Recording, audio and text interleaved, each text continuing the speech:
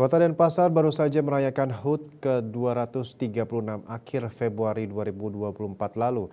Dalam perjalanannya, sejumlah program telah dilakukan pemerintah kota, namun belum semua bisa tertangani dengan maksimal.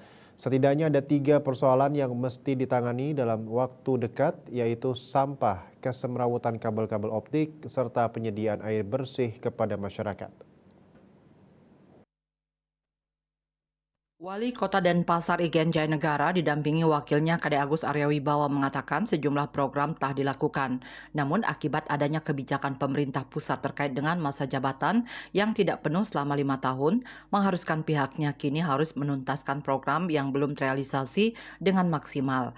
Jayanegara mengakui persoalan sampah masih perlu penanganan serius karena pihak ketiga yakni PT Bali Citra Metro Plasma Power Bali CMPP belum bisa menangani sampah sesuai dengan perjanjian yang dibuat. Akibat ketidaksanggupan mengolah sampah, Pemkot Denpasar juga telah menjatuhkan sanksi. Hanya saja hingga kini pihaknya belum bisa melakukan pemutusan kontrak. Padahal sudah ada pihak lain yang telah mengajukan pengolahan sampah. Masalah kedua yakni semrawutnya kabel optik yang ada di Denpasar. Kondisi ini telah dicoba untuk ditangani oleh Perumda Bukti Praja Sewaka Dharma (PPS).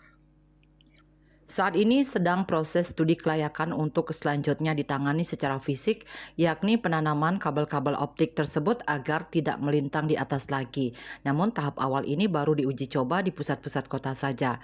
Sedangkan untuk penanganan air bersih, pihak PDAM telah melakukan kajian untuk melakukan KPBU untuk pergantian pipa yang umurnya sudah sangat tua. Sedangkan di beberapa tempat yang rawan air telah dibuat bak penampungan atau reservoir.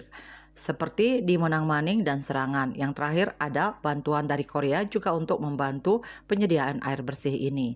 Asmara Putra, Bali Pos.